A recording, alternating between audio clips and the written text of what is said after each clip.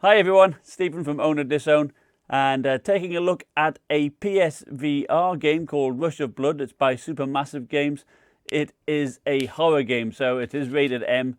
So if you're younger than that, then don't watch. If you're going to get nightmares, don't watch either, because this is quite a scary, gruesome game, to be honest. And I don't normally jump at games or movies or things like that, but believe me, I did in this one.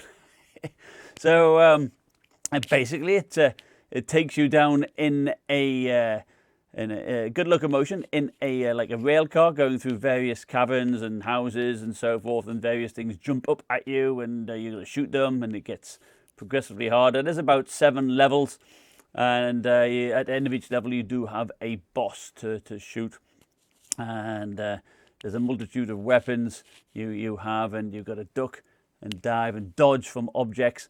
So it's certainly good. It's a sit-down game. That being said, it is pretty sweet. So let's take a look at it. You can use both the wireless controller and the motion controller, which is good. So it takes you on a rail car, which you go down, which is an excellent source of locomotion. And you've got to shoot various targets initially, and each one gives you points. The game makes good use of the camera, and so moving left and right to put your head through these slots, or ducking so you don't bash your head into various bits of wood and so forth.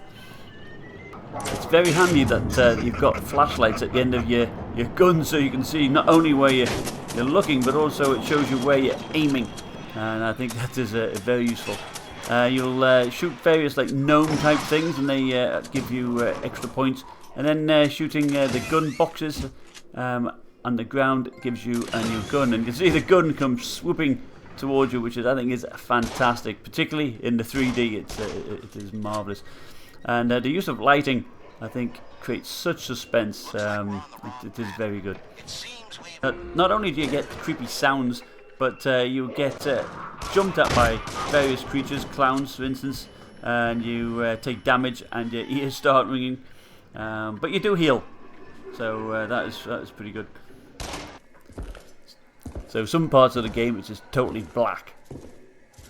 Don't have your flashlights, and you hear some creepy sounds, footsteps or breathing. You're looking around frantically, and then suddenly something jumps at you like that. So if you have a weak heart, I wouldn't play this game. So at the end of each level, you are given a score, and you're told how many of those collectibles you shoot. You got tells you accuracy, and it gives you like an A, B, or C depending on how good you were, and then it compares you to online to see where you compare to everybody else. So that's nice. So level 2 takes you through a pig slaughterhouse. So if you're a vegetarian, I recommend you miss this level. It's pretty creepy, let me tell you. You start off with pigs hanging upside down or whatever, bleeding everywhere. Then you have to duck and dodge these spinning swords. Certainly one hit gives instant damage. Once past the saws and the squealing pigs, you've got to dodge these gruesome meat hooks, which swing in from left and right, and dodging the blood that drips over your head. It is rather terrifying, really. I know I've mentioned it before, but the use of this locomotion method on a tram car is great, because when you're going through narrow hallways like this, you don't get any motion sickness. At the end of each level, you get a boss fight. So at the clown level, you get like 20 or more clowns to shoot and fight. But at each level, it gets progressively harder and harder. You can reload your guns either by pressing the buttons on the controller, or you can shake your wrists forward and the shotguns snap forward. So that's a nice touch. In many levels you have giants which try and scare you, and the graphics are very realistic. So in level 3 you're faced with mannequins that come to life and charge at you. Other creatures you get are these crazy fast ghost monster things that zip around and jump out in front of you. Very hard to kill.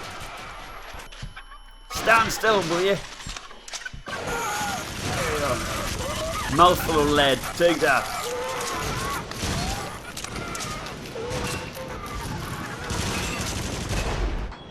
this end of level boss fight against this clown was particularly engaging.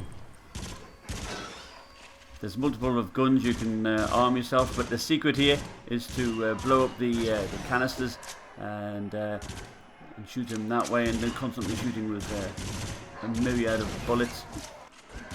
And from the balconies there's other clowns throwing Molotovs. That usually you got to shoot them and blow them up. But it's very atmospheric. And he's relentless. He keeps charging at you. There you go. Let's shoot all those. Yeah, there you go. Yes! I killed him. Now this next level is a level of spiders. Huge spiders, small spiders. Either way, each one set out to get you and kill you. The game does try to have a bit of replayability by giving you the option to change which track direction you want to go. So, for example here, I can either go straight ahead or go right. You go through caves filled with egg sacs which you shoot and they explode this green alien venom, which of course hits you and would kill you. Even more spiders come at you firing green globules of puke at you, and then to come make it even worse, there's even saws to avoid as you're shooting the spiders. It gets pretty intense.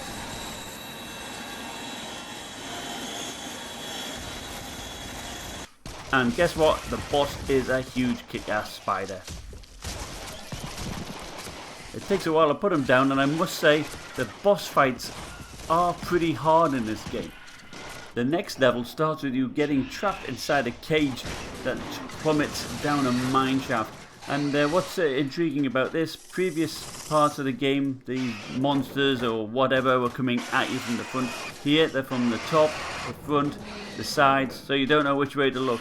And that's particularly frightening. There's very rarely a quiet moment in this game.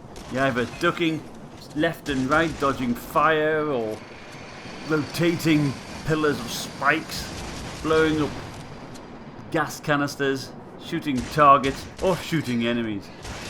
You go from caverns that are small to vast caverns with huge high ceilings and other roller coaster trams all around you. It's quite atmospheric.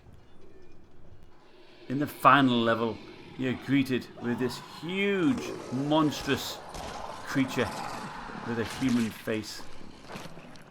It certainly is quite a sight to see. The graphics are really good. Of course, he tries to stop you by putting his hand on the tracks, but nothing that a couple of double-barreled shotguns can't stop. Now, at this point, the boss fights are fairly tough, and this leads me to my main criticism of the game, is that should you die, you don't go back to the start of the level, but the boss fights are so lengthy that you've got to go back to the start of the boss fight, and it does get quite repetitive. Even though this guy's easy to get past, I did like this part because, I mean, it's, you know, the graphics were so good.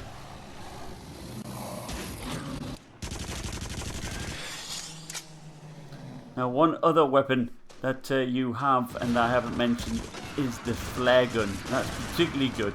Great for killing multiple enemies in one go, but shoot too close to you and you die. Right, well, that was to conclude on that game. It was a good game. I liked it. The biggest downside, I think, on it was the if you do die, you know, at a boss fight, you've got to go all the way back, not all the way back to the start of the level, but to the start of that fight, which, you know, some of the boss fights can take some time to do, and you know, it does get a bit repetitive if you have to keep doing that. And I must admit, I did scream in frustration a few times. But, you know, it's still, the graphics are good. I like that. It's smooth. The tracking, bit hit and miss, to be honest with you. You do have the one camera, and I'm hoping that PlayStation will give two cameras at least to improve it. But you can use the controller or the ones. Either work just as well, really. Perhaps the controller works a bit better in terms of tracking. And but they say the graphics good, the sound is good, great atmosphere, good use of lighting to create suspense and tension. And I tell you, I did jump quite a few times, so that shows it's worthwhile doing. So anyway, if you like my video, please give me a thumbs up and subscribe if you feel so inclined. See you next time.